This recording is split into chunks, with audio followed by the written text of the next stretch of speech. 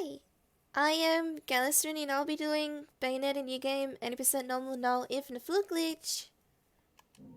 Timer starts on normal difficulty select, which will be in 3, 2, 1, go. So yeah, welcome. This is Bayonetta. Bayonetta is an action-packed hack and slash game by Platinum Games. The first part of this game is just an auto-scroller, so there isn't too much required of me to perform here, but it will give me an opportunity to explain a few things. We firstly get introduced to two of the main characters of the game, which are here. On the left is Jean with the blonde hair, and on the right is Bayonetta with the dark hair, who is the character we're going to play for this speedrun.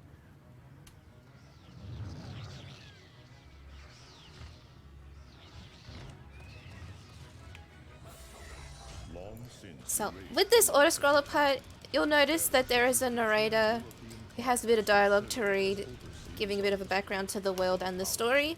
What can happen is sometimes the final line of the narrator's dialogue gets cut off and we can get an extra bit of time save.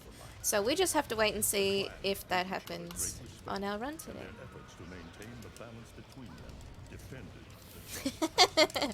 Peanuts, all skip, yeah. So we just have to wait and see if that happens. We get introduced to some of the basic enemy type in the game, which is angels. Because unlike Devil May Cry, where you verse demons and devils, in Bayonetta you verse angels, which is opposite.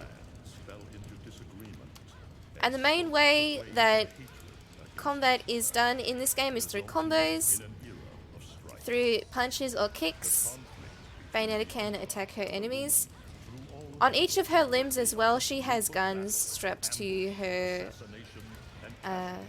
hands and feet. So that's also another way that you'll see damage done in this game. Through shooting and combat like that.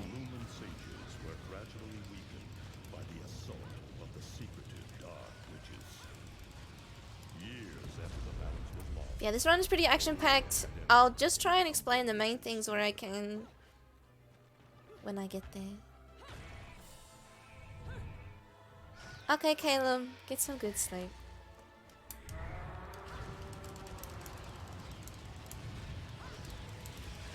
Hey, Flaze.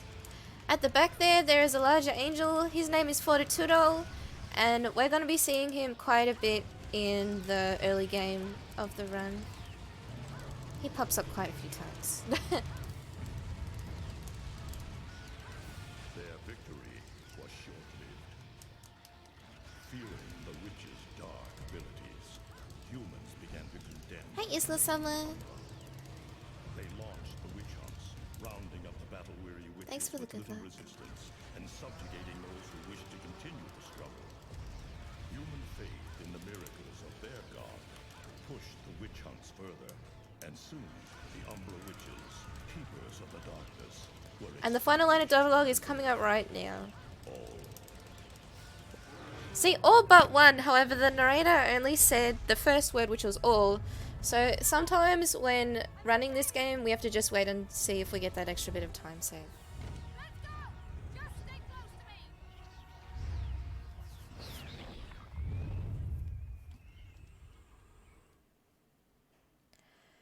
So this is the prologue, the vestibule. Bayonetta ends up in a cemetery with some angels, and what I'm going to be performing is lifting the angels up and then ragdolling them to try and push them into each other. We call this the ragdoll combo. Try and take the angels down first if possible. Oh, who is alive? He's still alive. That's okay. Something you'll notice when defeating the angels is that there are these golden rings that pop out of their body. These are called halos, and that is the main currency of the game. As you kill angels and halos pop out of their body.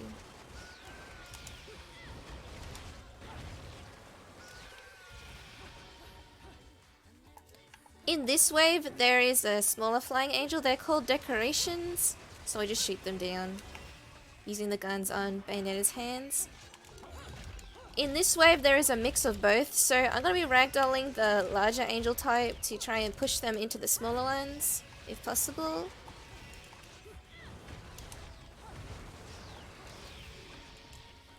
Oh, he's over here.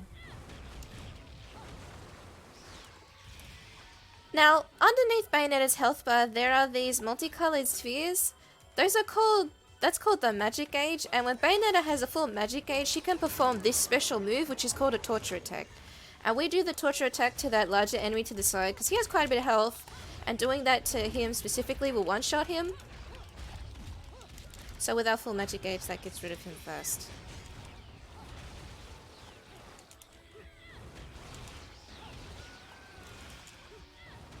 Let me just take the angels out. Hey, Piccolo.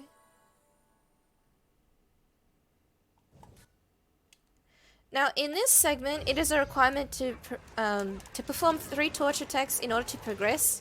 So I start off this segment by having a full magic gauge from the previous fight, and now, holding down my combos, I'm performing a triple punch, triple kick combo, and I'm holding down the combo so that Bayonetta will shoot a lot of bullets from her hands or her feet to try and perform 3 torture attacks as fast as possible. Like so.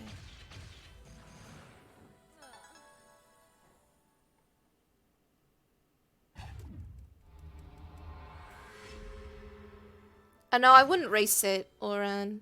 There's a lot of time saved, like even on my PB run. Like getting that 5 or 10 second time save at the beginning can easily get lost along the whole run, so it's not worth resetting to that, in my opinion.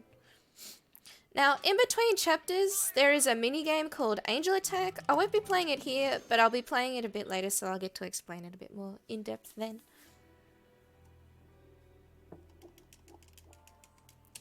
So this is Chapter 1, The Angels Metropolis. There's a bit of movement tech at the start of this chapter.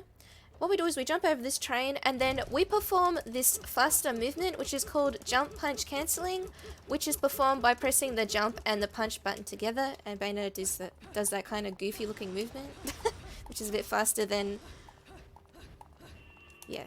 We also use the dodges to go a bit faster, and some doors in Bayonetta, it is a requirement to do damage to them for them to open up, so you're going to be seeing that a lot.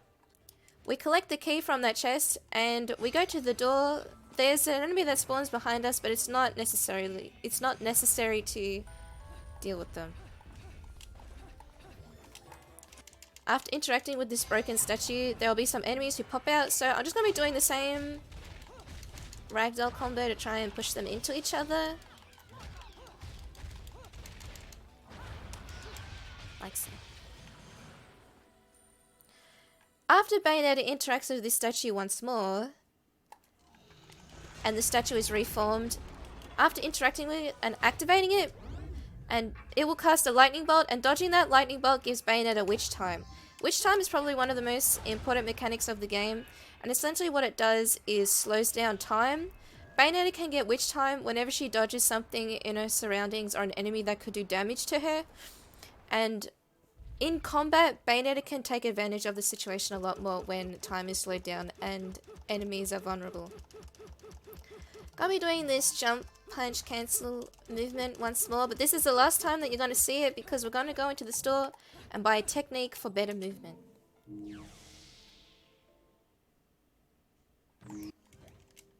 Go to the store, and the technique that we buy is air dodge, which is pretty self-explanatory, but it allows you to dodge through the air. So that's the movement that you'll now be seeing.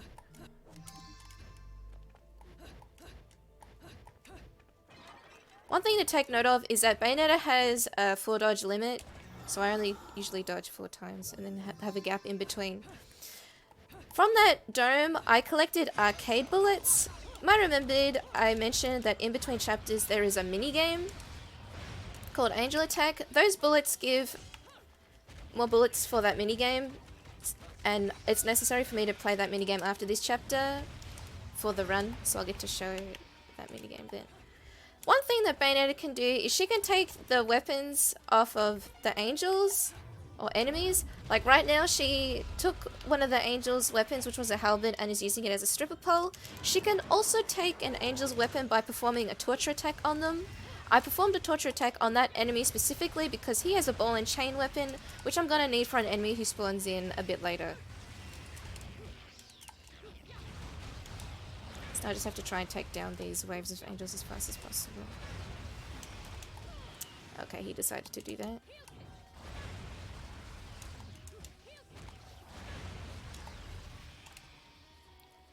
And the enemy that spawns in is a Beloved, this larger angel type.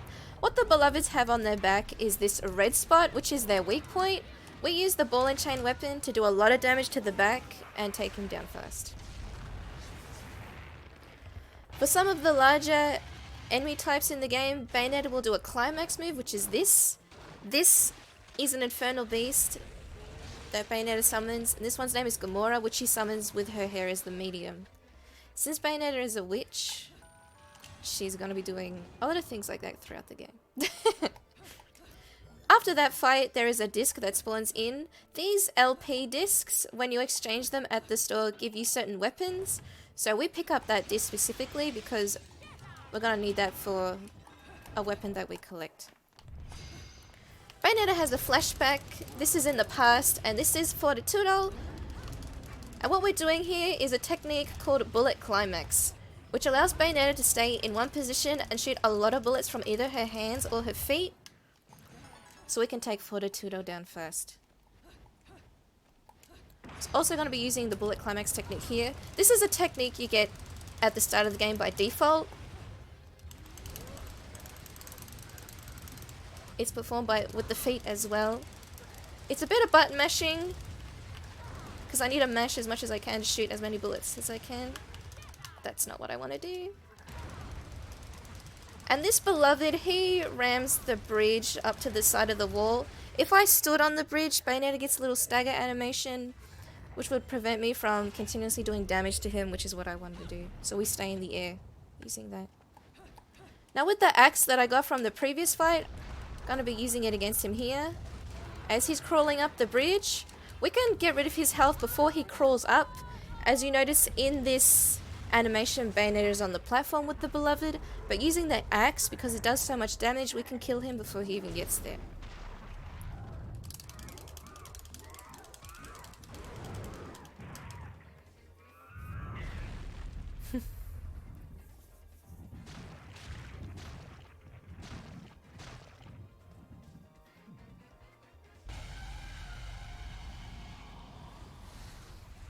And that's the end of chapter 1.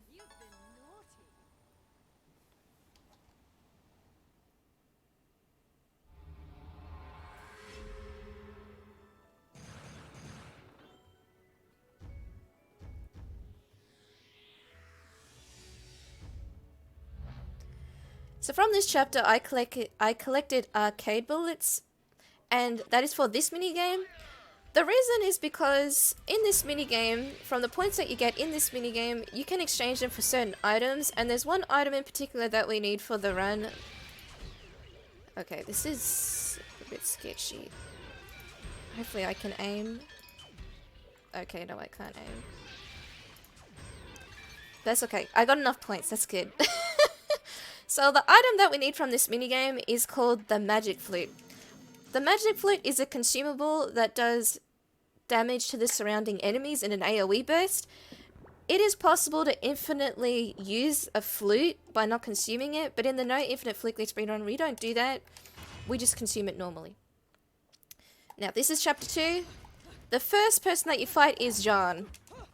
The first Jean fight is probably the hardest fight in the whole speedrun, mainly because she can decide to dodge everything that you try and throw at her. Also, something now you'll notice in combat is that Bayonetta can summon these large feet or large hands at the ends of her combos. These are called Wicked Weaves, and they can plant a lot of damage on Jean as well as other enemies that Bayonetta versus throughout the game.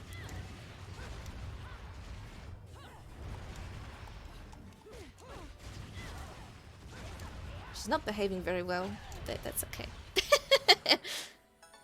Also, because this fight was a flashback, Bayonetta remembers this one technique that she used to know, which is called Witch Walk, which allows Bayonetta to walk on the wall. So, for some parts of the game, you'll now be seeing Bayonetta crawl on the walls of some buildings throughout the world. There's a statue here. We interact with the statue, and then we activate it for it to give a lightning bolt, so we can get witch time. Because for some doors in the game, it is a requirement to have witch time in order to go through them. So we interact with that statue in the new game run to progress forward. There's a fight here that emerges with some angels. First thing I do is I ragdoll one of the angels to try and hit him into the others. Didn't really happen, but that's okay. Now we just have to try and clear them out first.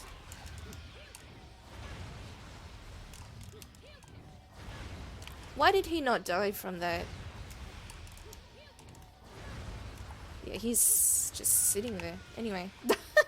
So there was a larger angel in a red cloak who had an angel bow. When he died, he dropped his weapon. And I'm using that to clear out some of the angels.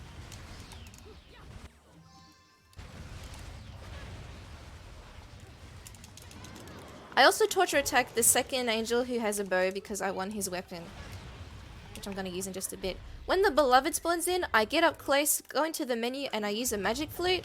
That magic flute, like I said, it does an AoE burst. It clears out the angels that are coming down. It clears the angels that are coming down, so I don't have to deal with them. And for some reason, this one did not die. Anyway. Okay.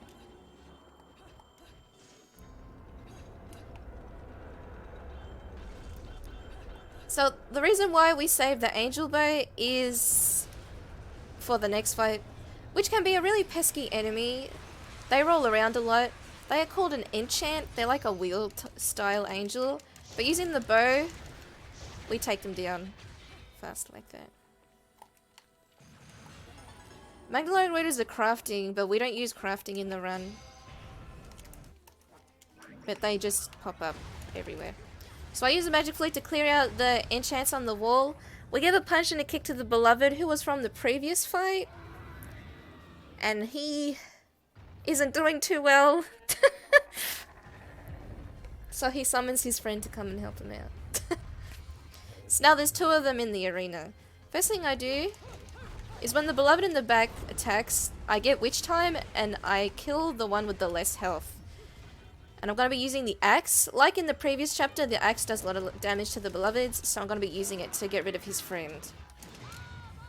Like so.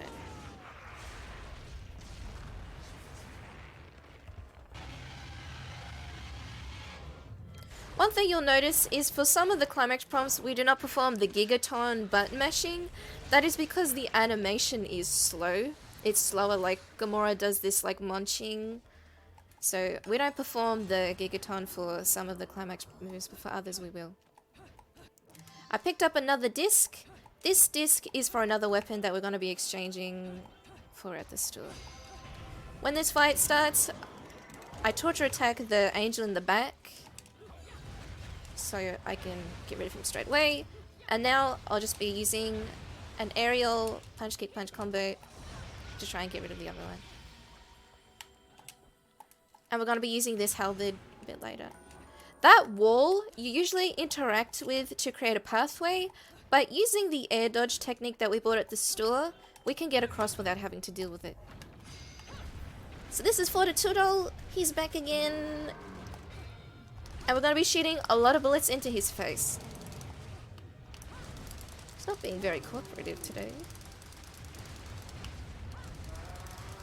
So we use the halberd as a stripper pole in front of Fortitudo, and then we use bullet climax.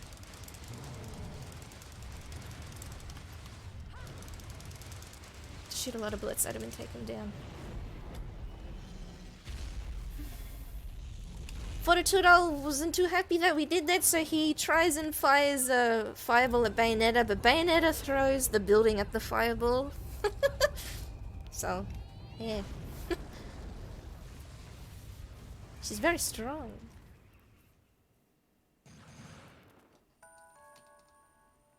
And that's the end of chapter 2.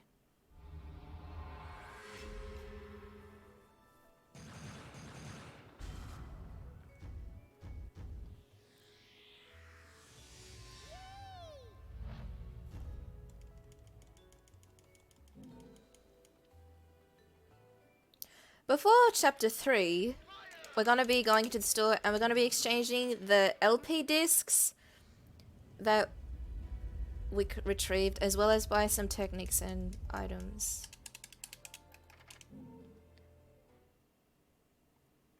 And the weapons are the Onyx Roses as well as the Shuraba Sword. We're going to be buying 2 Yellow Moon Lollipops, as well as buying the Stiletto technique, as well as the Afterburner Kick technique. These 2 techniques are very important for quite a few skips, as well as movement tech along the run. So now we're in Chapter 3, the Burning Ground. First thing we do is equip the Shuraba Sword, which is a katana, the Onyx Roses, which is a set of shotguns, and the Yellow Moon Lollipop. For this fight, the enemies are on fire, so I cannot touch them normally. Otherwise, Bayonetta gets like a little stagger animation.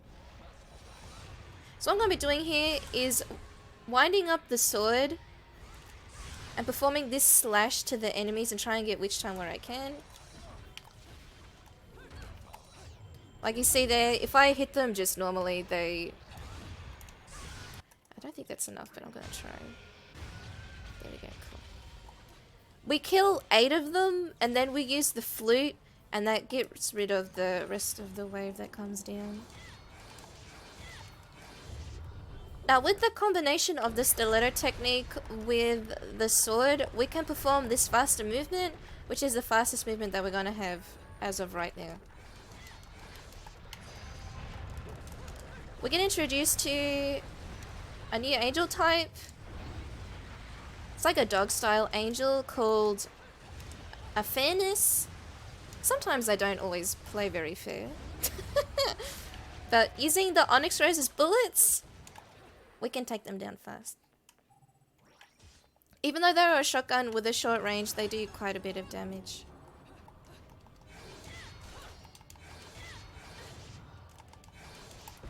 Now, there is fire that comes from the floor. Usually you interact with those 2 statues that I bypassed, but we use a Yellow Moon Lollipop.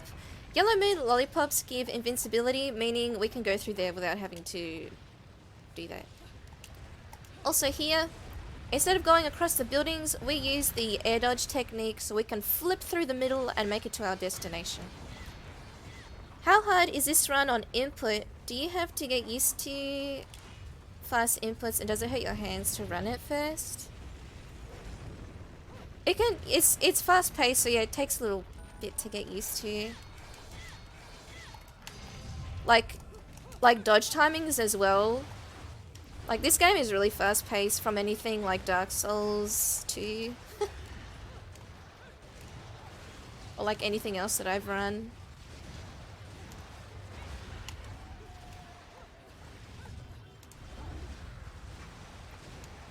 Like you really need to be... That's not what I wanted to do. Need to really be focused. Until it becomes like a lot more like second nature. And there is a bit of button mashing. For some bits it kind of matters, but even if someone wasn't really great at mashing, they could still run this game and get a good time, I think. Because I'm probably about average, I would say.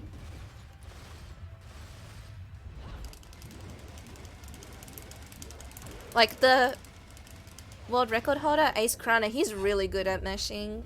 Like he gets such really good numbers. But yeah, it's okay.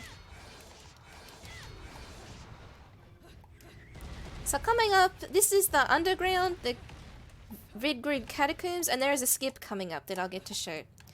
In front of me there is a bridge. Usually to progress to get to the end of the chapter you have to go across that bridge, and there's an animation where the bridge breaks. However, using the Afterburner Kick technique as well as the Stiletto technique that we bought at the store, we can perform this movement through the air and make it to a platform that is in the distance, so we don't have to go across the bridge or deal with the bridge breaking.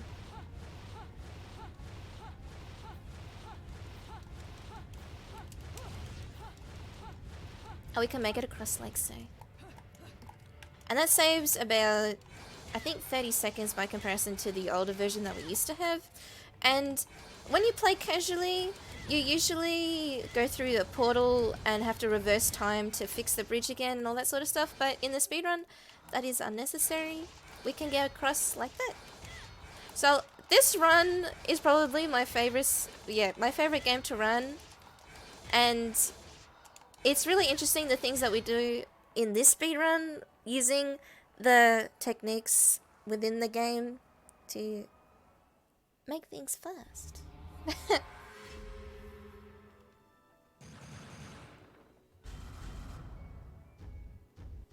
And that's the end of chapter 3. Oh, what a day!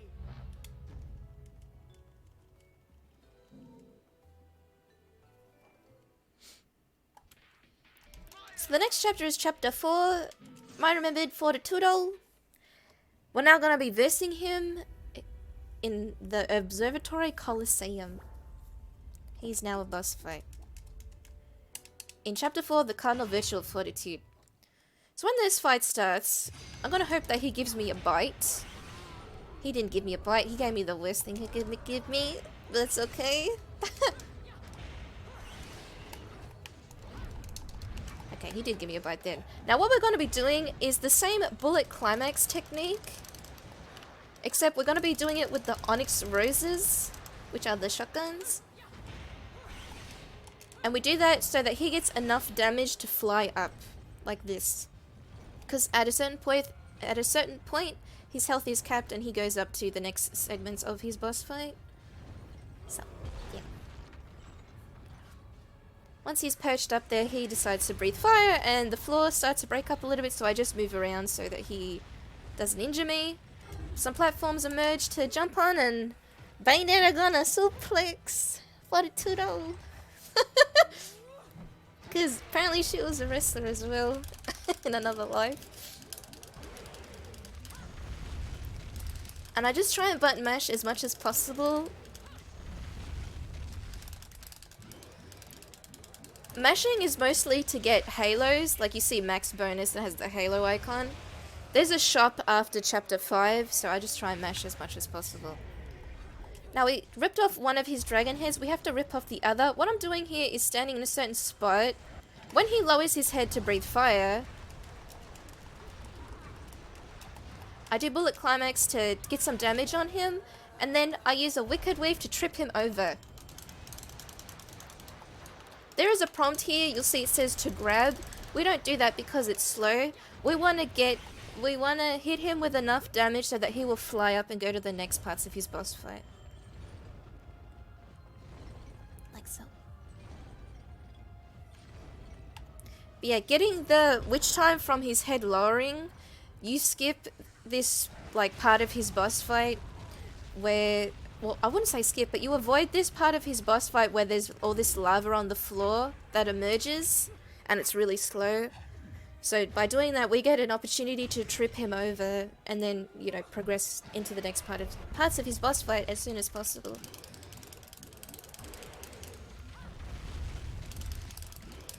So yeah, that's a very good technique.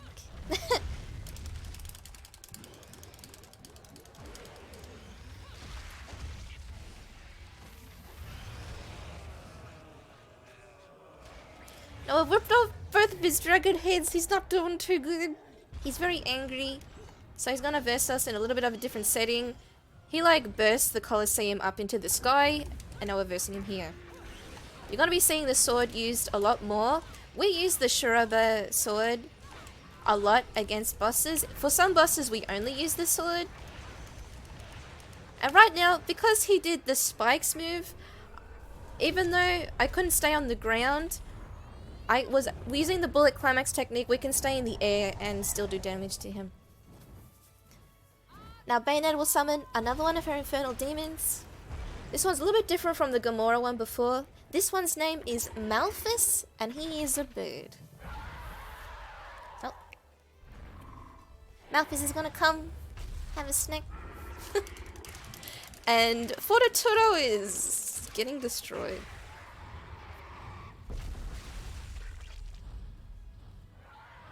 Malphus is pretty cute, by the way.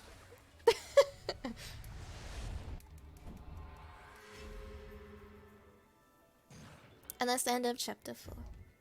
Yeah, bird!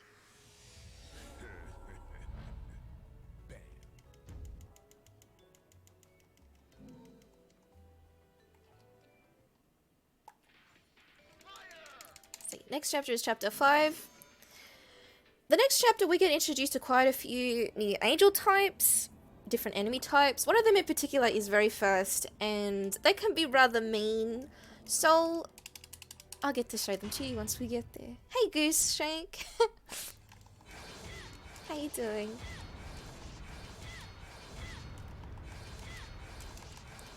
So the platform here usually breaks apart, but using the stiletto movement with the sword, we don't have to deal with that. So now, we get introduced to the two enemies I briefly mentioned, Grace and Glory. They come in blue and red. First thing I do is use a Wicked Weave with the sword.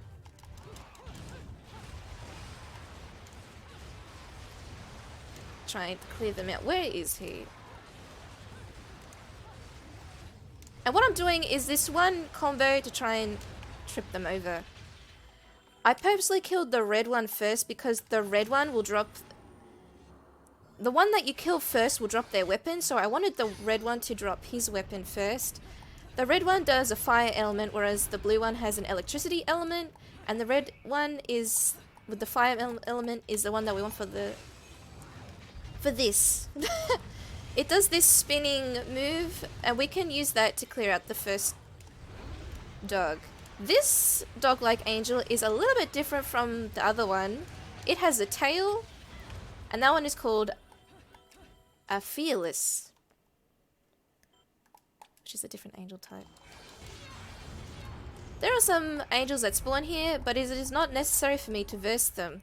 For some fights in Bayonetta, we can just bypass them because it's not a requirement in order to progress. For the fights that create an angel gate or an invisible wall that prevent us from progressing forward, those are the fights that we will be doing. Going through this portal will put Bayonetta into this flying perspective through the air. There are some little angels, but we just don't hit into them because they'll slow us down.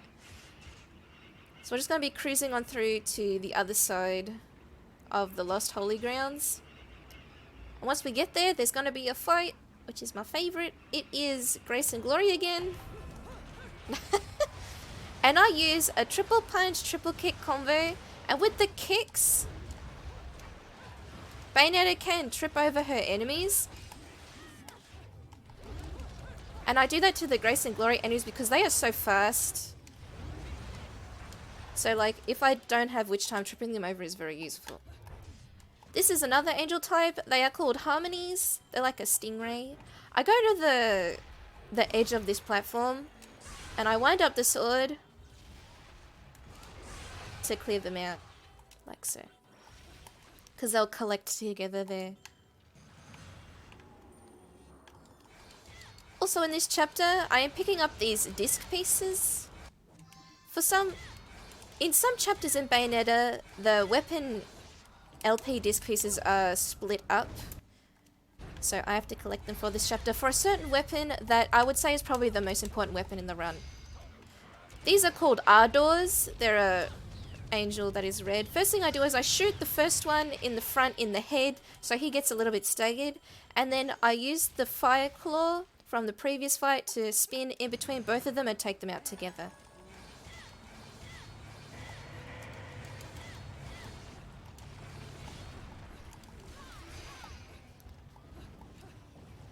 There were some harmonies there, but it's not necessary to verse them. We just have to make it to the end of here.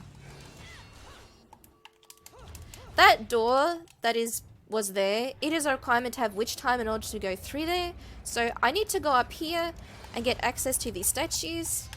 But in order to do that, I need to defeat this fight.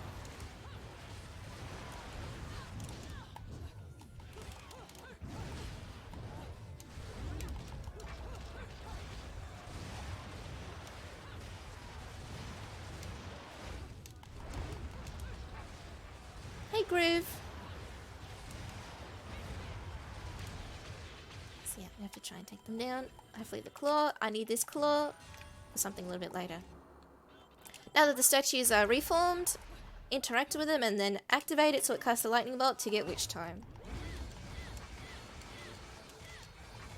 There is a little bit of a skip here. Using the afterburner kick technique, you can make it up this wall without having to go around.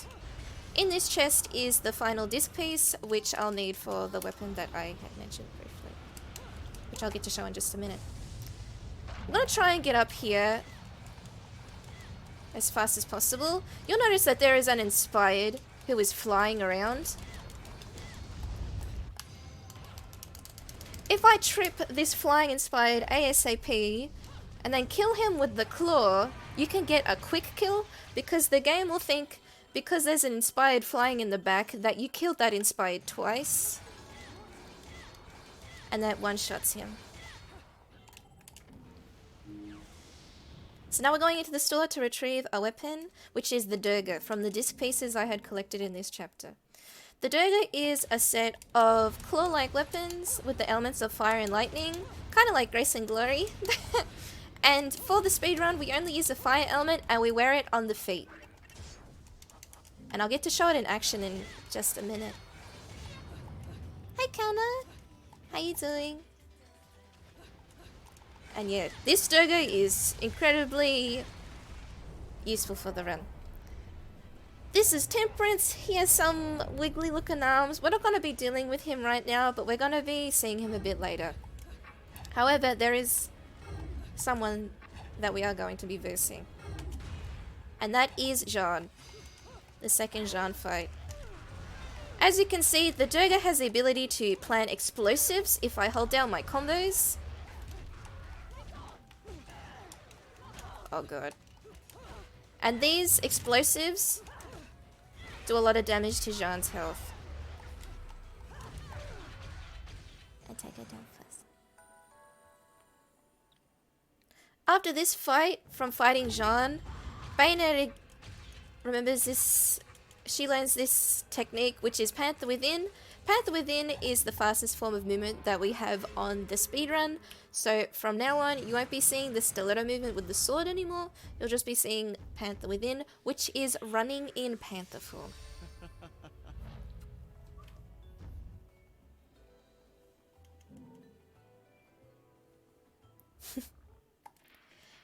Now I'm going to be playing Angel Attack here, so I just need to focus on shooting, because I'm going to need some more magic flutes for the run, the rest of the run. So I'm going to try and get as many points as I can.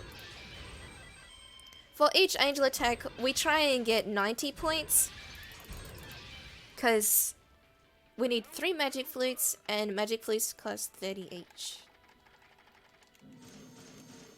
I'm gonna be needing them for the rest of the run. And that's the final time that we play Angel Attack in the speedrun.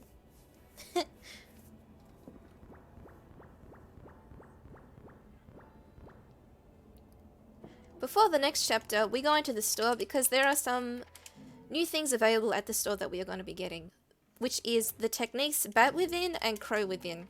Crow Within is very important for quite a few skips along the run. And we're also going to be buying some more Yellow Moon Lollipops. Yeah, I switched to mouse because that's just my preference. Some runners do it with controller, but I suck with aiming on controller, so I use the mouse. Now that we have the Durga, we get to see what it's like against the smaller angel types. I purposely aim for the Ardor in the middle because... Where is he? Because typically the smaller angels will come after you to the middle. So that way we can try and take them down first. There is a skip coming up. Usually you would have to interact with those 2 statues. However, using the Afterburner Kick technique as well as the Crow technique, we can make it on top of here without having to activate a fight. When you interact with those statues, a fight usually emerges, and after you defeat that fight, there are some water platforms that come that allow you to get up on top of there, but using those 2 techniques, we can get on top without having to do that fight at all.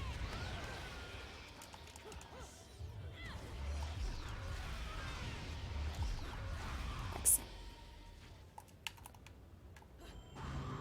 That's a good skip.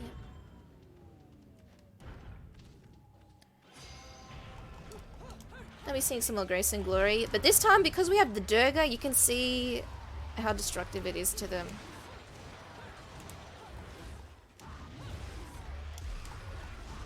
I'm gonna try and pick this up as fast as possible if I can. No, I can use it to get rid of some of their health.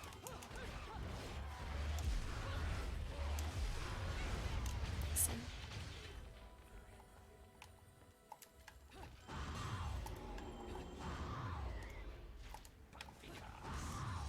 There are enemies there, but it's not necessary for me to deal with them. In this room, you get introduced to a new character, Little Cereza. She's in that purple dome that's kind of behind me.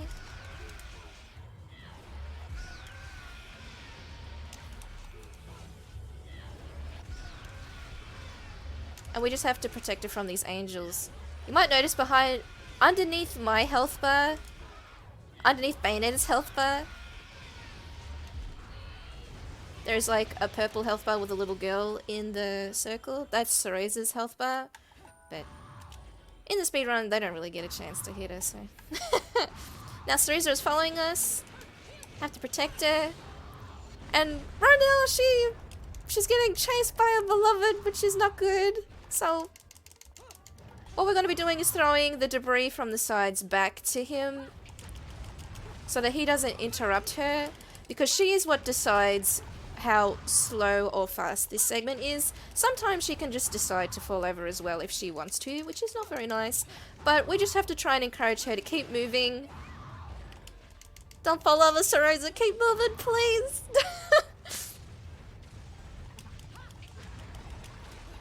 And the beloved can not be very nice as well. But yeah, we just try and encourage her to keep moving as fast as possible. Sometimes when throwing debris it doesn't hit the beloved, which isn't very nice. And we just try and, yeah, go through there. Going through this portal, we are now in the Paradiso realm, where all the angels hang out. Or paradise. And there's some of the dog angels behind us, but we don't have to deal with them because from above there are these fireballs that take care of them for us. So that's nice. But we do have to deal with the beloved. Like the beloveds previously, this beloved has a weak point on his back. So we're going to be using the afterburner kicks to get up to his back, and then we're using the Dagger explosives to do a lot of damage to him. Like so.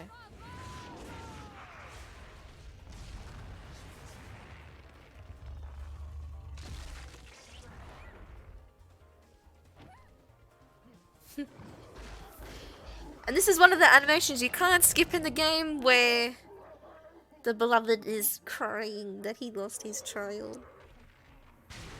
And yeah, Gamora's just like, okay, you're my snack now.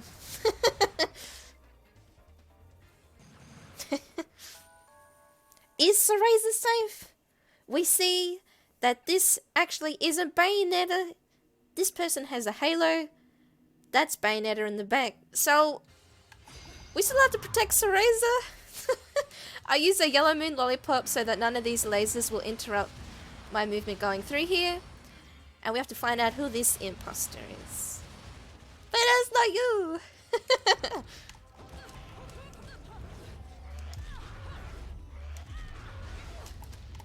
We find out that it is a Joy. A Joy is a humanoid style angel, and one thing that the Joys can do is that they can decide to duplicate into two enemies, two Joys, and we don't want that happening because that's not very nice having to deal with more than one of them. So we try and kill them as fast as possible. As you do. So yeah, Joy doesn't look too happy. Yeah, so we just try and take them out. We're going to be seeing the Joys in some of the next chapters as well.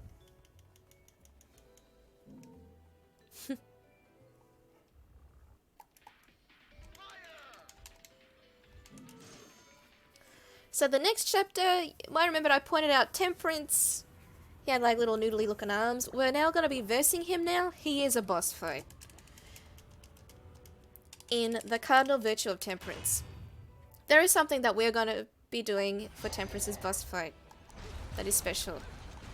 Whenever Bayonetta has a firearm on the feet of one weapon set and Durga on the other, during the kicking animation of this combo that I will be performing, which is 4 punches and then the kicks, during the kicks, if I switch weapon sets, Bayonetta can fire bullets from her feet during that animation. That is an exploit with the Durga that can't be done with other weapons.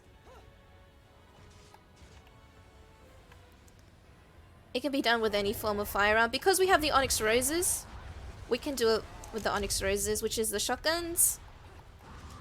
And we'll do a lot of damage to Temperance. On each of Temperance's arms, he has these capsules, and we need to break open those capsules to defeat him. Now, the infernal beast that Bayonetta summons here is called Hecatonchia, which are these hands. And using those hands, Bayonetta will rip off his arms. We ripped off one of the arms, and now we have to rip off the other. So we use the exploit. I fire a lot of bullets. If he does a move where he could reach me, using the afterburner kick, you can get up his arm to a place where he can't attack Bayonetta and stagger her. We use the sword and we crack open the second capsule on his other arm. He tries to struggle a little bit, but he gets punched in the gut, so we're going to rip off the other arm.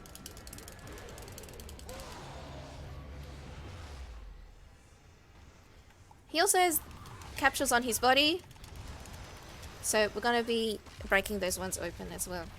His name is Temperance, yeah. So I use a stiletto with the sword and then bullet climax with the hands, with the Onyx Roses guns.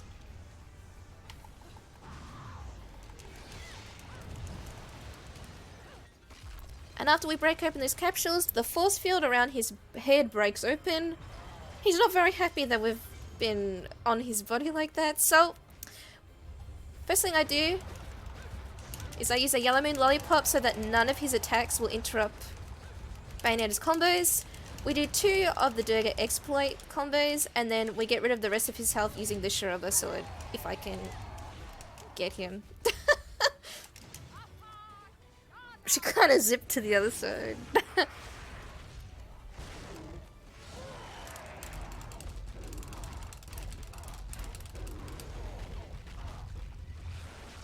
And Hecatonchia really just obliterated this guy.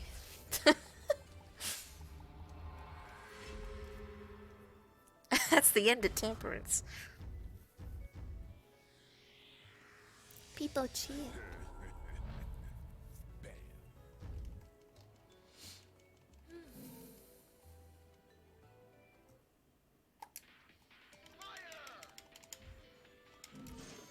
The next chapter has one of the biggest skips in the whole speedrun, so I'm very excited to get to show you.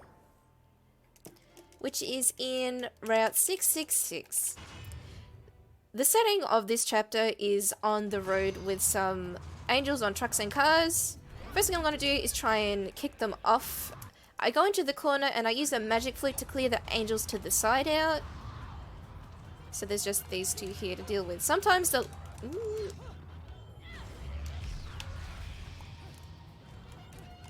the larger angels stay on the cars, but thankfully they didn't this time.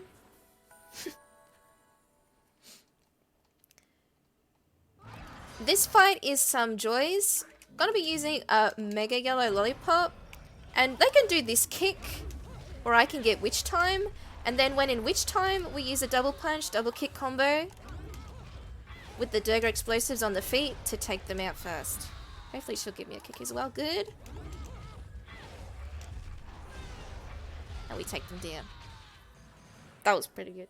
Sub 20, okay. Now, the skip is coming up. Usually, for this segment, there is a whole motorbike trick that you do to verse this angel, which is in the form of a car, Ironic. But in the speedrun, we have something special that we do. As soon as this segment starts, Bayonetta activates her motorbike, and we freeze her as soon as the segment starts By using a magic flute, we can go into Panther form at that moment and we can go backwards. We go over the finish line to see the score screen, and then we go over the finish line again, and the game will think we did the whole motorbike track when all we did was go backwards. And that saves about 4 minutes. Hey Icarus! How you doing?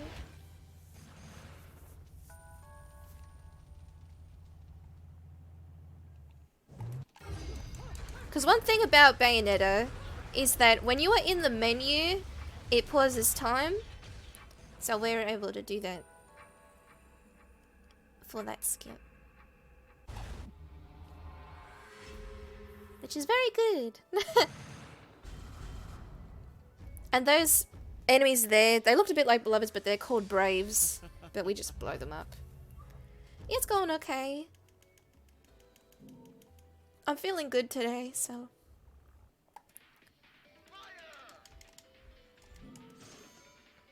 Hey, Jake.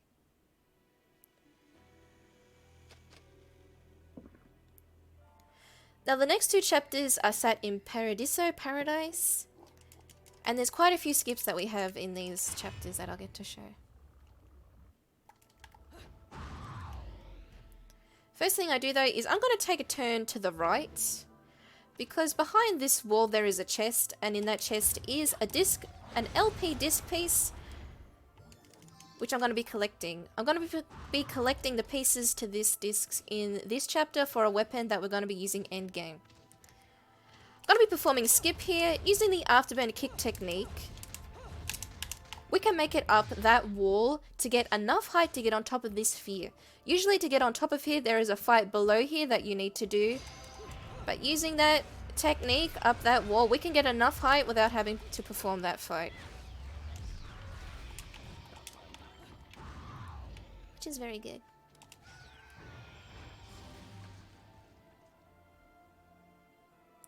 Also here there is a little skip. Because there's gravity with the upper platform, we can make the gravity take us to the upper platform without having to go up the path that the game creates for us to. That's a golem. And usually you have to do this whole Indiana Jones snake way around to get down. However, because the invisible wall is not high enough, we can get enough height to go over that invisible wall and fall to the lowest ring. And it saves a bit of time, instead of having to go around the whole spiral way down.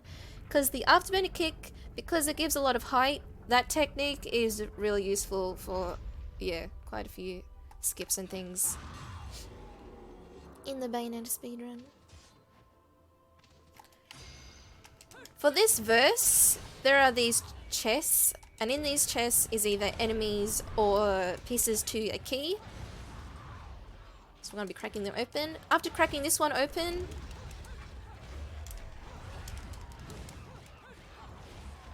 there is the Red Grace and Glory there coming out.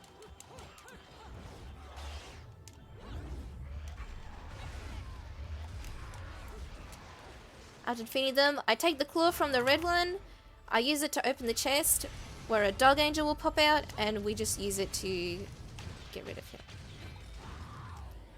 As you can see, these pieces to a key form a key for that keyhole. However, it is not necessary for us to use that key. Instead, we can make it across like this. But we needed to do that fight and get the key because the wall creates an invisible wall that you can't go across unless you defeat the enemies in that verse. This is a new angel type. These are called kingships. They can be really annoying because they fly around. But once you land on them, you can blow them up like so. They have a red spot on them similar to the Beloveds, which is a weak point. So yeah, we do that. I picked up another piece to the LP disc in this chapter for the weapon. Now, once we're in this perspective, because we have the Durga on the feet, we can do this faster spinning movement through the air. It's a little bit hard because the vines can interrupt us, which isn't too nice. But we just try and go through there as fast as possible using that. And there's some joys there, but it's not necessary to deal with them. Cool. Gonna be going this way because behind this wall is another disc piece, which is the final one for the weapon. That we'll be exchanging this disc at the store a bit later, so I'll get to show it then. Up ahead there is the golem, the green looking sphere. He's gonna try and squish us while I'm running through here. He did squish me, that's okay. But if you run in panther form, it is possible to get across here without him squishing you. If you go fast. Because he was following us, we're now going to be versing him up ahead. One thing about this golem is that this golem has several different forms.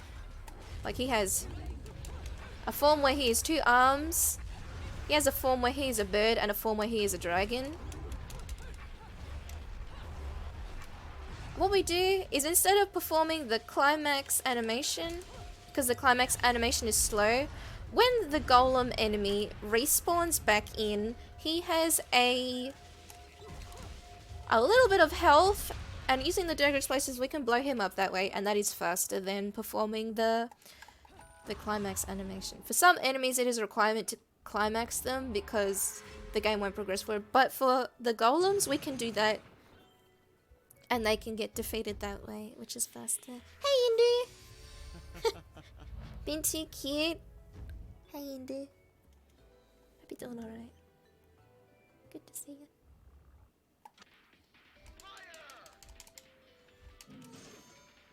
What's up with the paperclip? Finished upgrading my PC? What kind of upgrade did you do? Was it that much of an upgrade from what you previously had?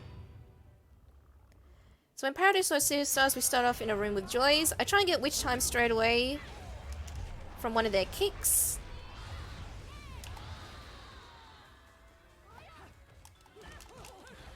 Oh, it is also... I can also kick them over like that. Oh no. She wanted to see... That Zabapa kind of noise that they make. That is the cue that they want to duplicate. So I got a little bit scared there. Now, if I fall in a specific spot and I go into a menu and use a magic flute, I can get some of the gears. It is also possible to get all 3, but I was in a little bit of a bad spot, but that's okay. Because the magic flute does damage to the surrounding area, and these walls require damage to be done to them in order for them to form into the gears, you can use the magic flute to get some of the gears formed ASAP.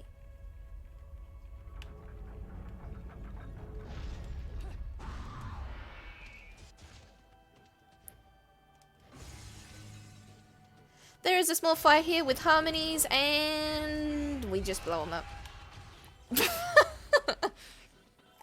Coming up next, we're going to see some familiar faces. They are like mini versions of the boss fights from previous chapters.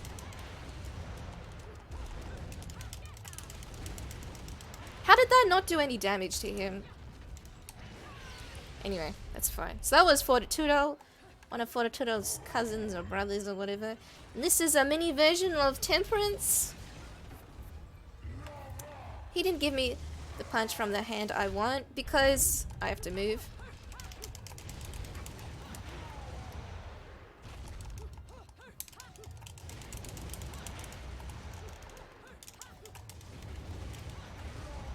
Okay.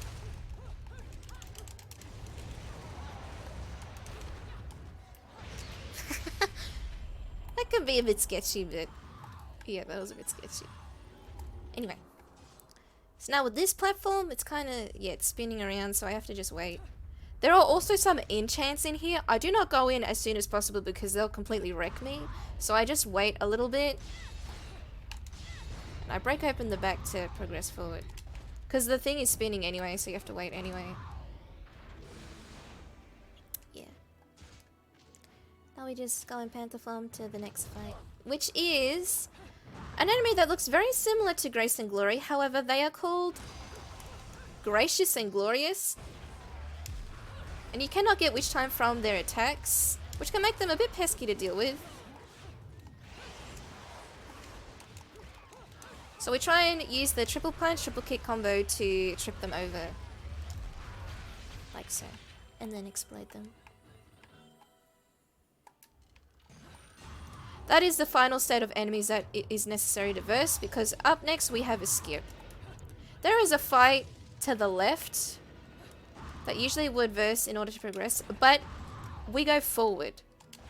Using the afterburner kick technique, you can get enough height to get on top of that ledge there, which is out of bounds. Let me just organize my camera. Like this. Once we're up here, we're going to panther form and we jump and we fly over the final fight. To make it to the end of the chapter. Like so.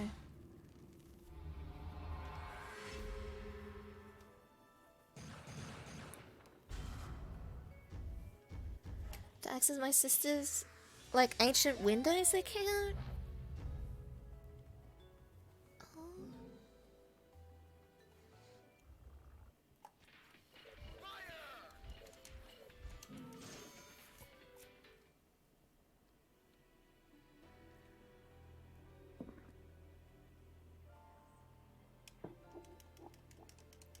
Now this is the Carnal Virtue of Justice, which is dedicated to a boss fight, but before the boss we just have a few pesky little angels we need to deal with first. So we aim for the Ardor,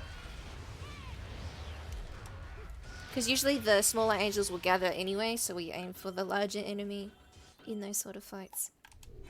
So this is Justitia, which is Latin for justice in the Cardinal Virtue of Justice, which is what this chapter is called. We try and do enough. We use the sword for the whole of this boss fight.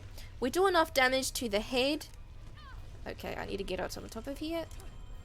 So that we can get on top, and we go up this limb to reach the boss's face.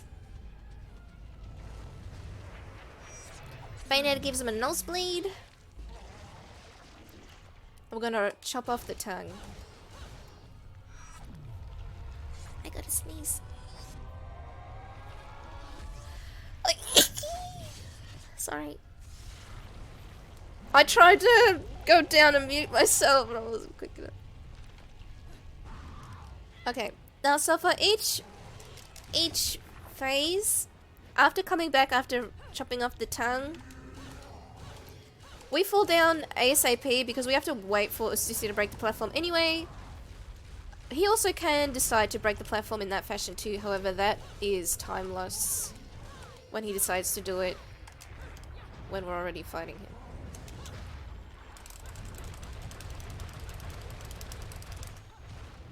Yeah, good. Now my nose is all funny.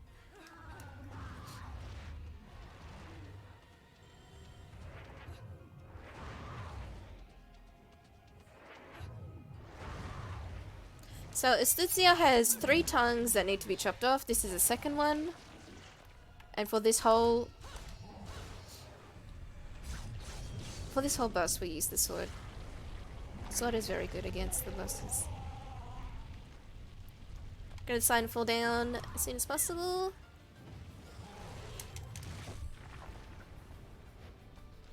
And we do more of these upward slashes to his face.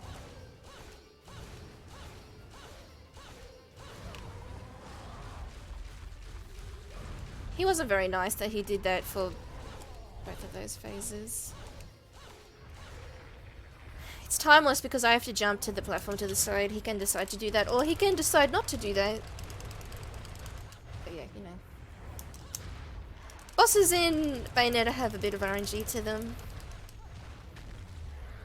But that's okay. So we're gonna be running up the limb to the face again.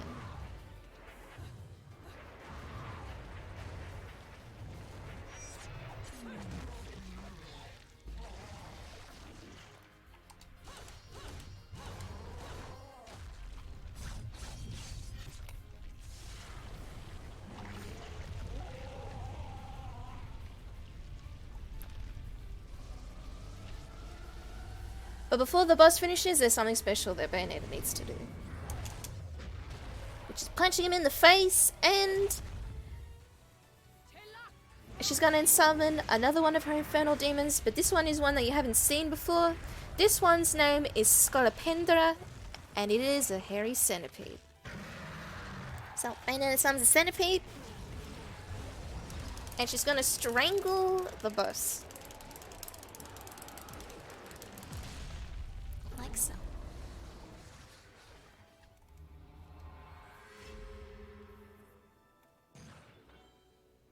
Shriver's bilingual. I got their names on my... I'm remembering.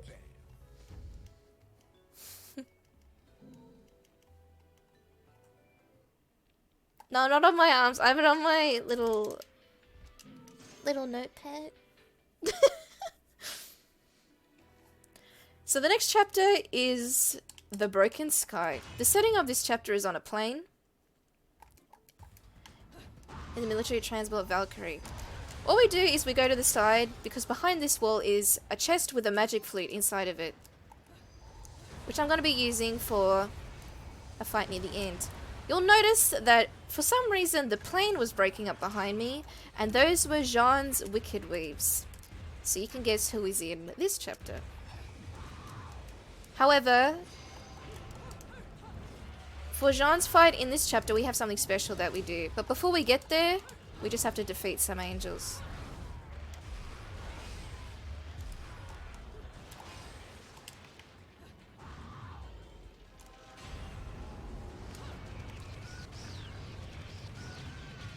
Now, to get to Jean's fight, usually we progress forward, where Bayonetta is headed right now. However, in the speedrun, we go backwards.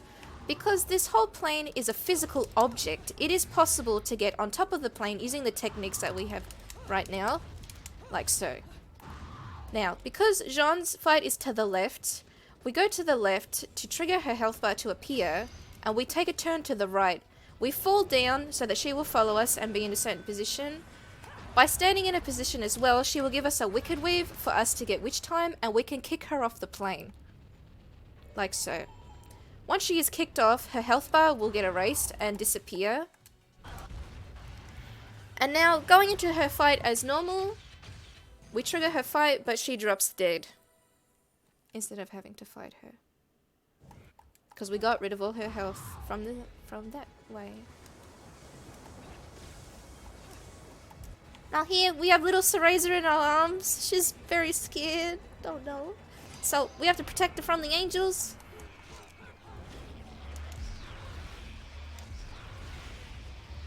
By blowing them up.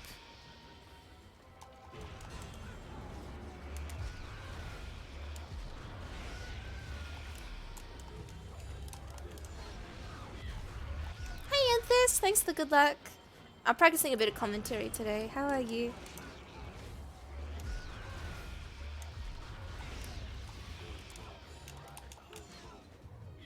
Especially to blow them up. The thing about angels in this game is that they can spawn in like different... What am I doing? They can spawn in like different spots, so I have to be careful of that. Now here, there are some harmonies. The Stingray angels who are here. I wait to see a blue aura because that means more of them are spawning in. And then I use a magic flute to get rid of them all in one hit.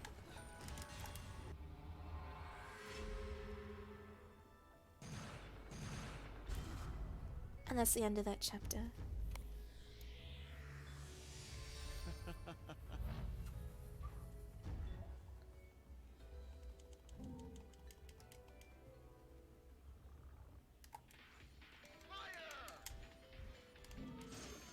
I'm good. I hope you're doing good too.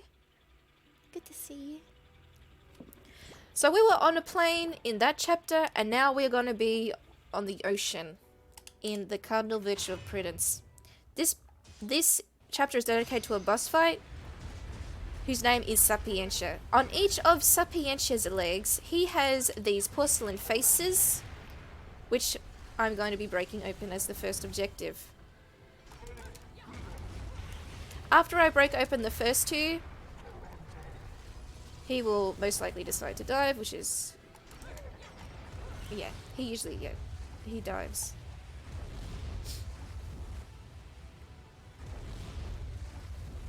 So we just have to avoid him from biting us and then wait for him to come back up again.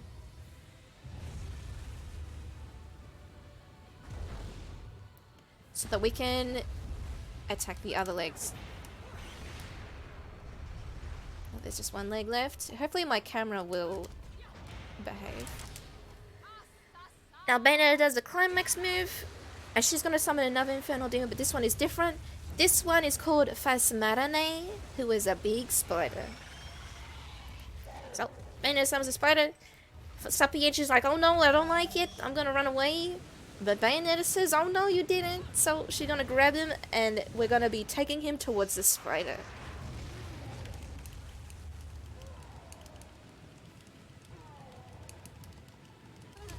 There are these little quick time events that I need to do, because if I don't press the buttons I'll lose a lot of time, so I have to just make sure I don't miss them. The spider munches Sapienza's face.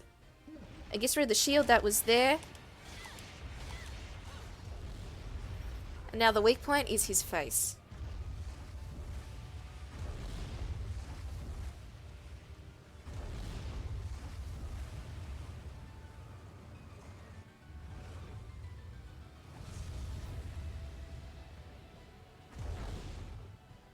So, one thing that can happen is Sapienza can decide to dive multiple times without learning, which isn't very nice, so we just have to try and do enough damage before he gets a chance to do that. Now we have to take him towards the spider.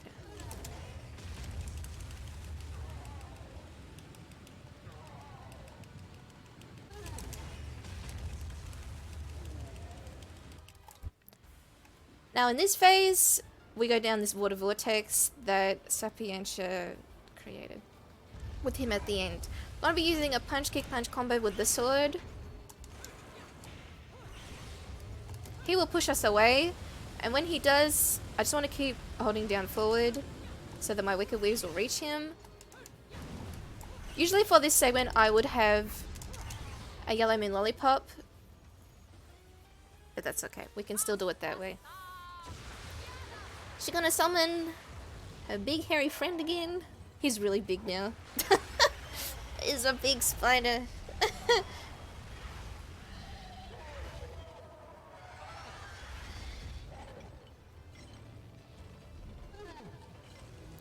And now it looks like someone is gonna get eaten. Like so. Look at that spider on the side. He was like, yay!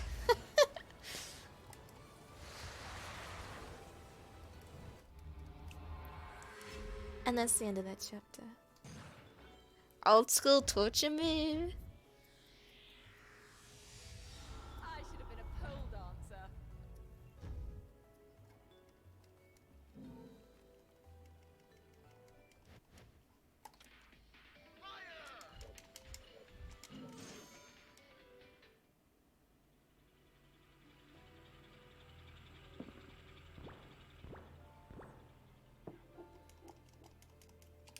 Now before the next chapter, we're going to be going to the store and retrieving a weapon, which is the Kilgore. We're also going to be buying Celine's Light, as well as some Bloody Rose Lollipops, and Yellow Moon Lollipops, as well as some purple. I might actually buy some extras as well, just to make sure it's like how I would at a marathon. So this is Isla del Sol. The start of this chapter is a shoot 'em up. First thing that I do is equip the Kilgore rocket launchers and equip the Bloody Rose Lollipops. The Bloody Rose Lollipops give extra attack damage, which I'm going to be needing for a few of the mini bosses in this shoot 'em up segment. This shoot 'em up segment is a little bit repetitive. You're going to see a lot of enemies that you had previously seen in a few other chapters so far, but in this shoot 'em up perspective.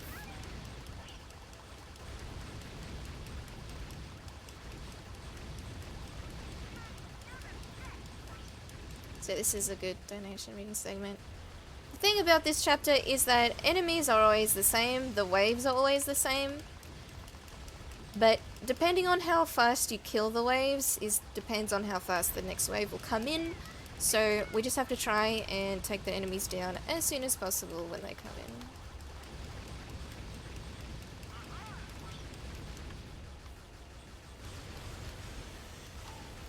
Yeah, we use shooting. I alternate between two buttons to do a faster form of shooting, so I can shoot a lot more bullets. And we also have Wicked Weaves,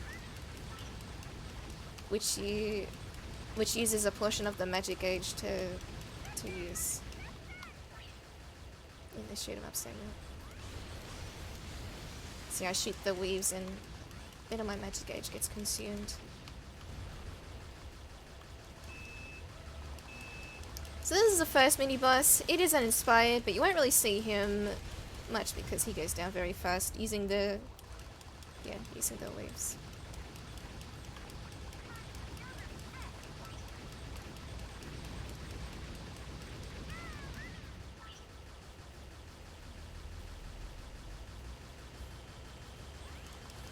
These are the harmonies. Stingray Angel.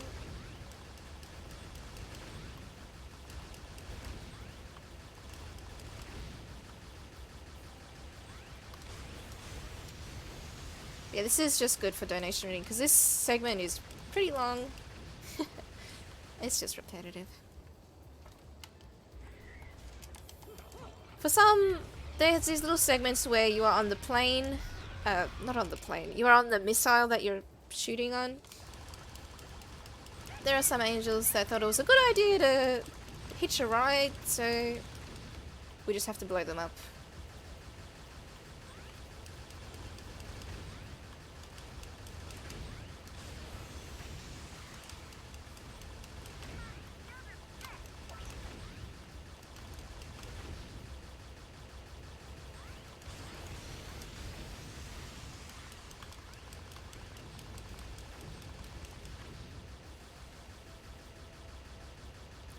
So this is another mini boss coming up. It is Fortitudo. Using a Bloody Rose Lollipops along with the Wicked Weaves and shooting, you can take him down before he even gets an opportunity to attack back.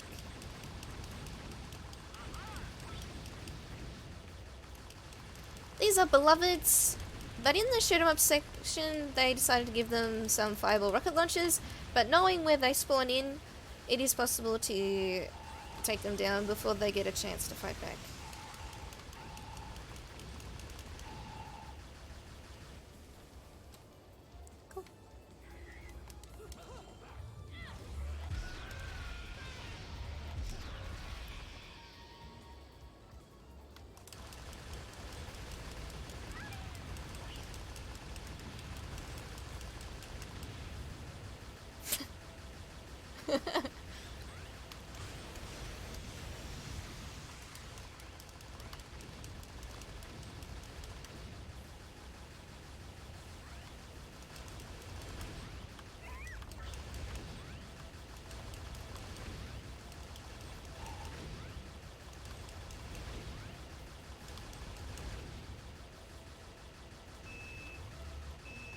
This mini boss is a set of 3 inspireds.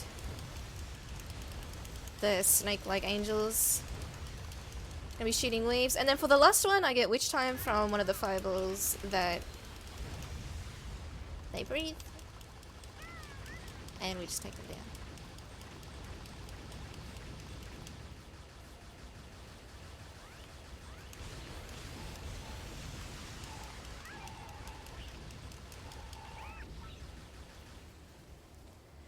These are kingships, but you don't actually have to defeat them. You can just go to the top of the screen and the lasers don't hit you.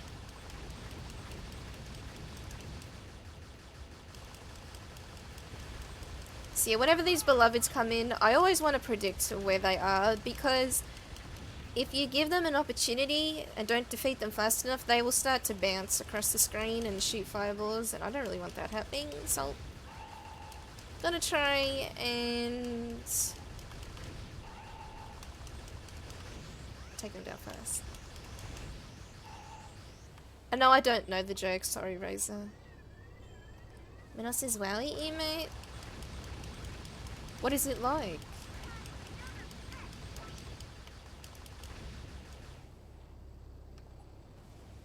So now the final mini boss of the shoot 'em up segment is coming up, and we find out that it's Temperance. So we use a Bloody Rose Lollipop, so I get extra attack damage. I also use a Yellow Moon Lollipop so that none of these green bullets will interrupt me shooting him, and then we fire a lot of waves at him when he tries to do a laser. Now that's the end of this shoot 'em up segment. Hey! Thanks for the resub. I'm gonna try my best to explain Jean's fight because there's a lot of tech for this fight. First thing I do is equip Celine's Light and use a magic purple lollipop. What Celine's Light does is that when you get hit by an enemy, Witch Time will activate, consuming a portion of the magic gauge. On the opposite weapon set to the Durga on the feet, we have the Kilgore rocket launchers. The Kilgore are usually a very slow weapon, but using the exploit we can shoot a lot of the rockets within a short period of time and do a lot of damage to Jean.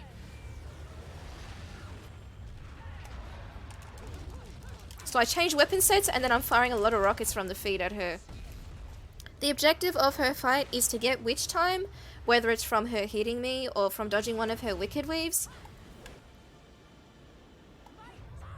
And then using the Durga exploit with the Kilgore rocket launchers to do a lot of damage to her health. Like so.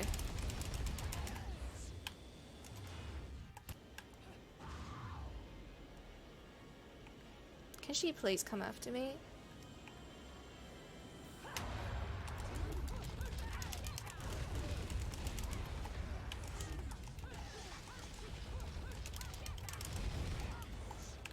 One thing about Jean that is interesting is that when Bayonetta goes into Panther form, Jean will read Bayonetta and try and go into her version of Panther form as well to chase her.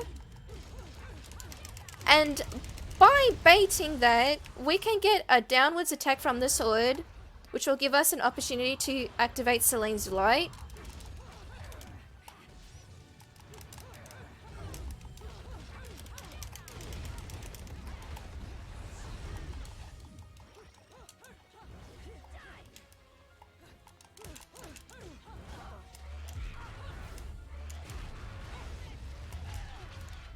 And yeah, it gives us an opportunity to exploit her.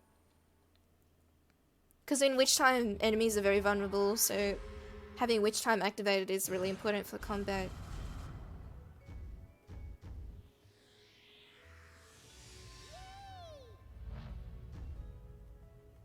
So yeah. And whenever she comes out of her version of beast form, she does attacks with her sword. So that gives us an opportunity to get an attack where we can, fight back straight away. Now this is a Tower to Truth. In this chapter there are a lot of waves of enemies, and it can be a bit repetitive.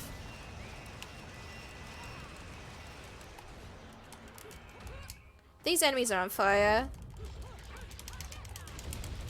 so I cannot touch them normally, similar to the enemies in chapter 3.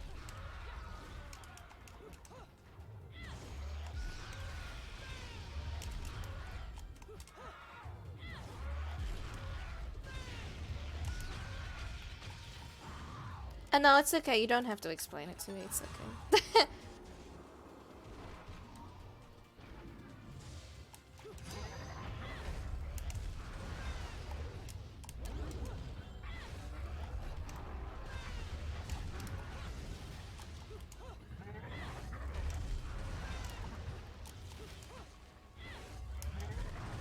Oh no, I wasn't trying to be mean.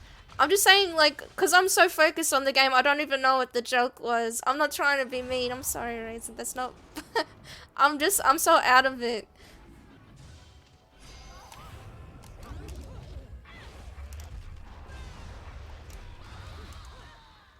So these are joys.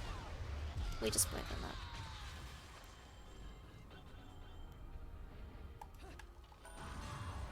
Like, I can't even remember what the joke was.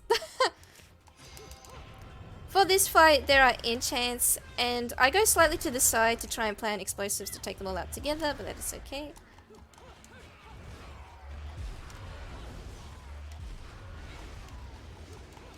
Don't know why he decides to teleport. And yeah, we just use the dagger to drop it over. And we kill the red one first specifically because I want his weapon for a fight a bit later. There are some angels hanging out in this hallway doing some midnight shopping, so we just have to blow them out. Don't know what they're doing.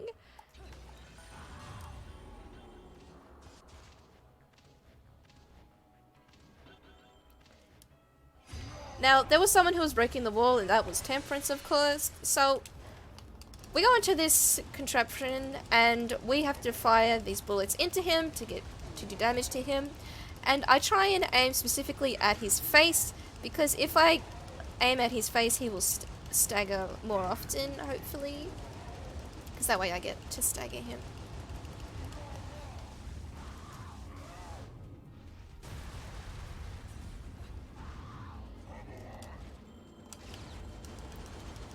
When going between those two, it gave him an opportunity to fire his green missile, so we'll use the Yellow Moon Lollipop so that he doesn't interrupt or do damage to me. He can do a laser beam. We usually try and stagger him out of it, but sometimes he moves around too much and I can't get an opportunity to do it. And we just take it out like that.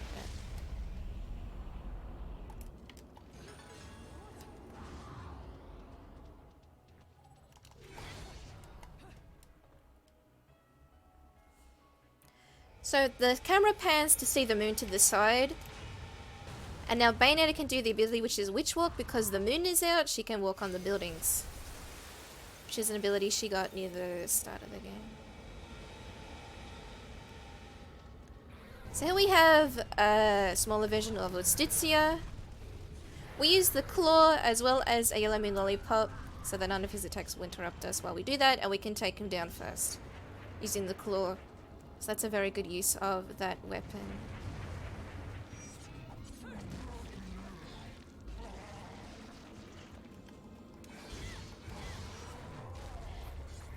This one only needs one of its tongues chopped off though.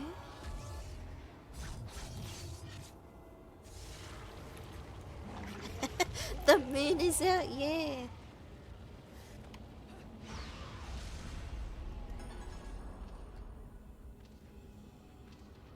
Now go down here. The final set of skips in the speedrun are coming up here. So there are some platforms just to the left, to the right I mean. We use afterburner kicks to get up on top of the platform without having to go on the platforms. Usually you have to interact with that contraption that I just passed to get, for all these platforms to emerge for you to get across here. But using the techniques that we have, we can make it across without having to do that. This is a golem.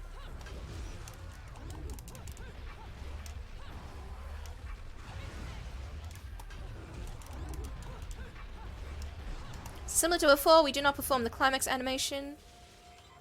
We'll wait a slight movement for the golem to regather, and we get rid of the portion of health that he has when he comes back, like so. We can take him out first that way.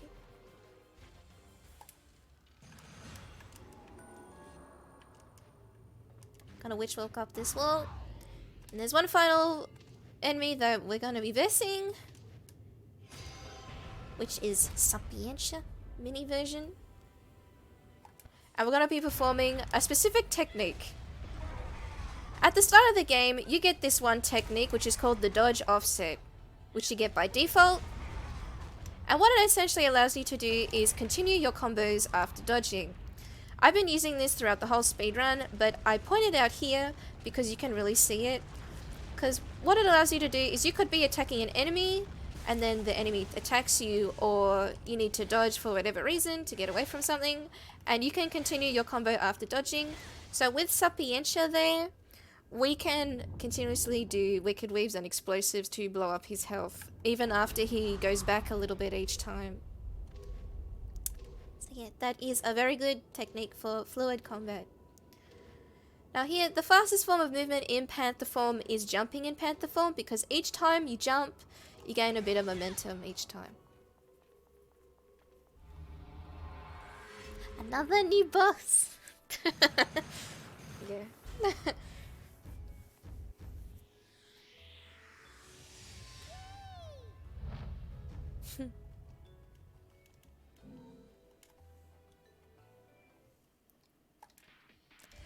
The last two chapters are both dedicated to boss fights, and they are both very RNG heavy, so I can lose a lot of time to both of these bosses. So, we'll see how we do. The first one is the Lumen Sage. Now, what I'm going to be doing is shooting little gunshots at him to try and aggravate him, to do a combo that I want, so that he can hit me for me to activate Celine's Light for the portion of my magic age to get consumed, for which time to activate, and so I can exploit him in which time, shooting a lot of the rockets into his face. For the first two phases, Bayonetta summons one of her infernal beasts, and you can see what happens with the Lumen Sage.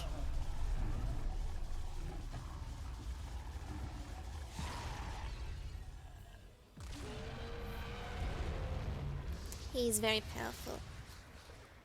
So that was the first time. Let's do the second time. Try and aggravate him. And then we shoot heaps of the missiles from the feet.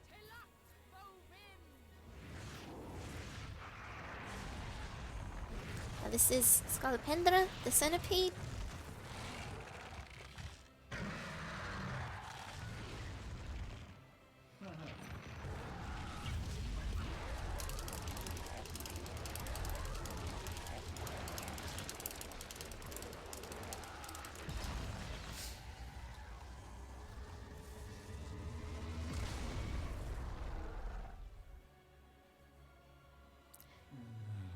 And he mocks us a little bit by combing his hair. So this is the final time. We'll see if he is very nice today. Yeah, he was very nice. Okay, now this is the final part. Bayonetta shoots her lipstick like a bullet from her gun, and it is flying through the air. So we have to direct the bullet straight into Boulder's forehead and try and not touch any of the glass that was there, like so. That was a really good fight. That was really good. He gave me what I wanted each time. Yeah, that was a 153. Okay, that's the best I've got, I think. That was really good. That was really good, yeah. That was a really good fight. He was very well behaved. Now, the final boss is just as RNG heavy. So we'll see what she does today. And this is the final chapter of the speedrun, which is Epilogue Requiem. This chapter starts off as you playing as Jeanne. You're not versing her, but you're playing as her. She is on a motorbike, and she is coming to save Bayonetta. I use a mega yellow lollipop so that none of the bullets from the angels behind us will interrupt the movement of this motorbike, because we want to be going as straight and as fast as possible.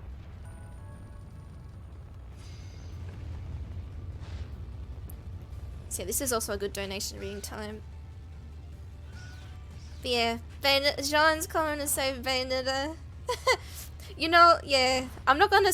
I really want to play Bayonetta 2, because this song also plays in Bayonetta 2, and it's really good. Because throughout this whole game, I think what I read was basically Jeanne was brainwashed by the angels, but she's not brainwashed anymore.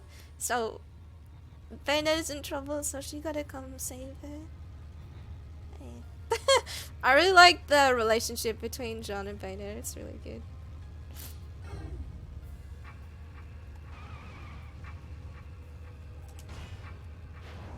I mean, Jeanne didn't lose her memory. Bayonetta lost her memory.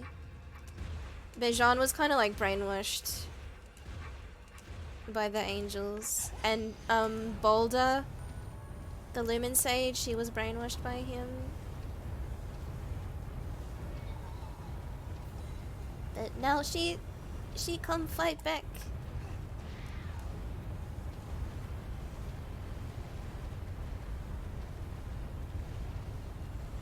She come to save Bayonetta.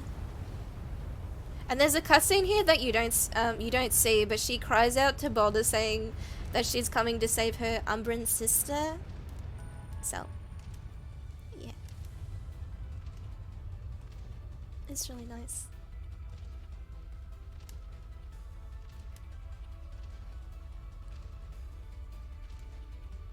Okay, so now we are at the boss, which is Jubilace the Creator. Jubilace has these hair strands, but she is an RNG boss because she can... Yeah, depending on what moves that she decides to give you determines how fast or how slow the segment is. She gave me a good opening, she gave me a punch. That's good.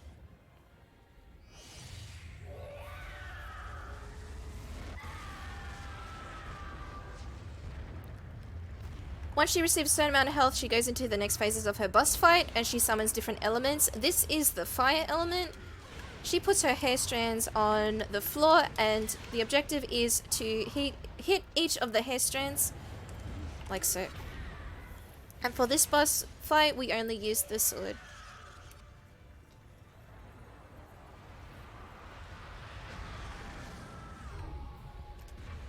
There are some platforms we need to jump on, and then we hit her in the face.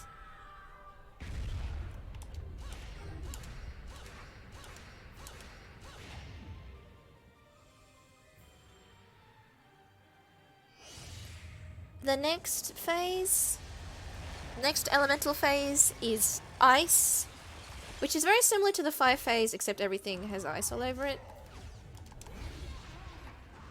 So it's going to be very similar. However, with the ice phase, there are these icicles that fall down from the ceiling. I just have to make sure that I don't get hit by them, because they can be really mean.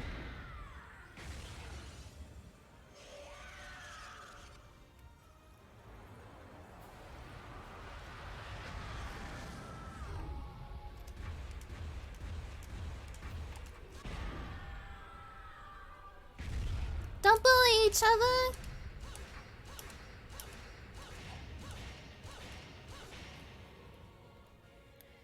And now this is the final elemental phase, which is the worst, because what Jubilace does is she puts her hair on these platforms, and in order for me to get to them, I need to jump on these platforms that are flying around, and I need to get jump prompts to them. And sometimes I can feel like I'm jumping to one platform, but I actually jumped to one that I didn't even see that was in the distance. So I just have to be very careful here.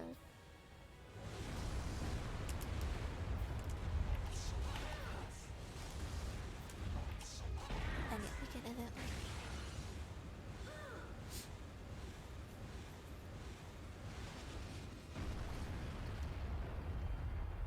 She huddles up into this little ball, but we just jump on the platforms and hit her in the face.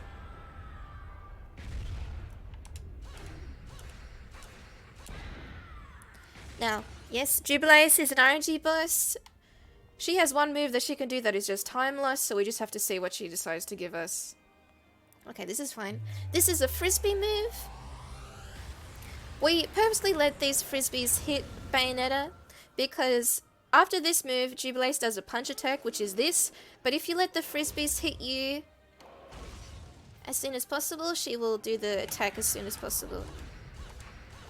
Okay, now let's see what the final part will be.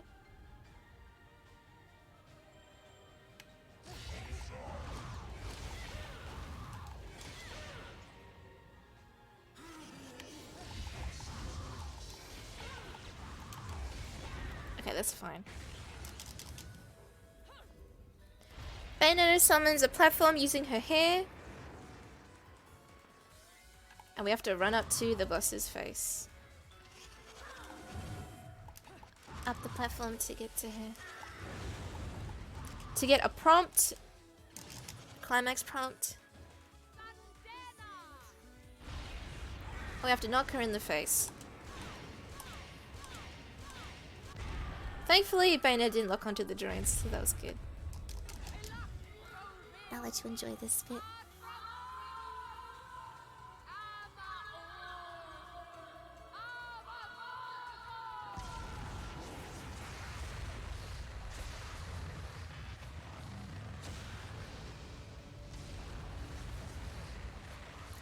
With a combination of Jean's hair as well as Bayonetta's hair, together they summon Queen Sheba.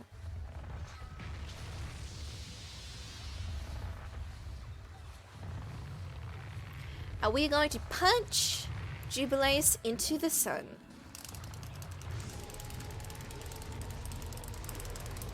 With a Big Bang bonus, and we have liftoff. Nice. But in order to get Jubileus into the sun, there are these planets who are in the way, so we need to make sure that Jubileus does not hit into those planets. Because I'll lose a lot of time and have to do this segment all over again.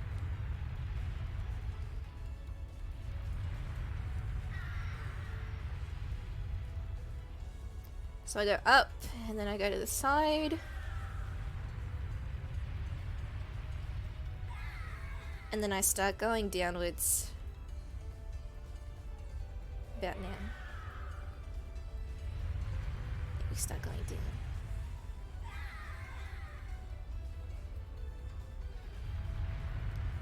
One of my runs, I hit into Venus, so I've never forgotten that.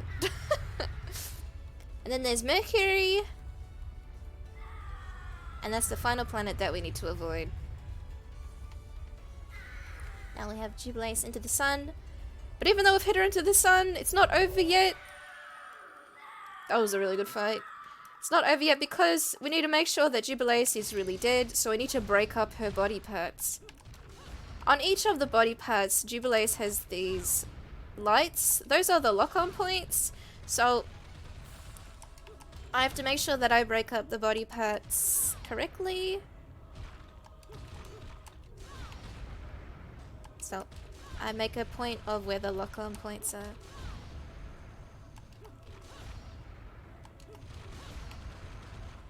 Also, Jean's helping me a little bit. Thanks, Jean. She's helping me. She helps a bit with breaking up the body.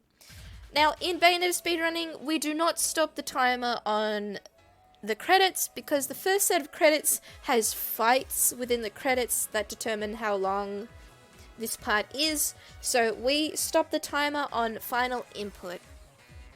But until then, I hope you will enjoy the groovy music.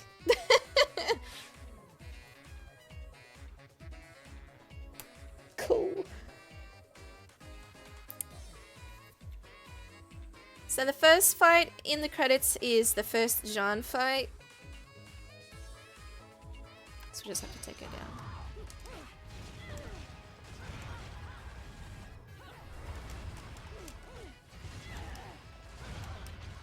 Like so.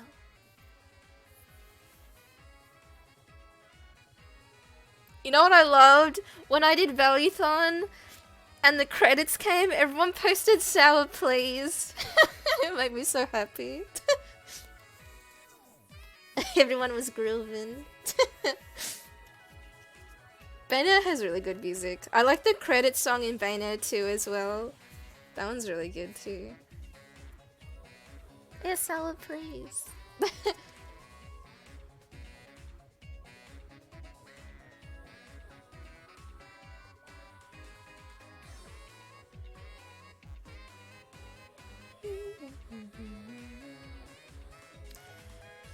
Okay, now the second fight is protecting Cereza.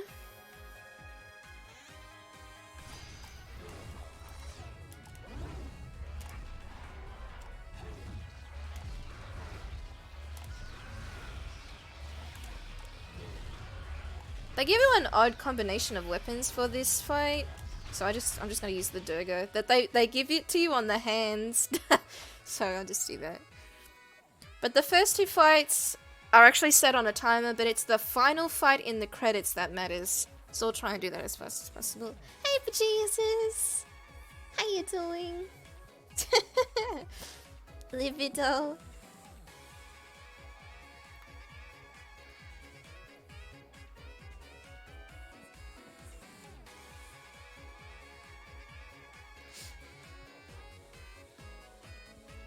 So this is the final fight.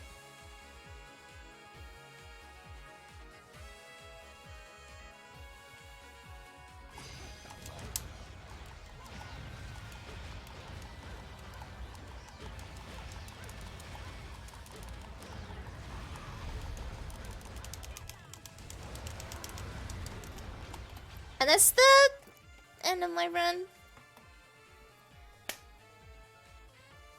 Cool. I got a 145. That's pretty alright.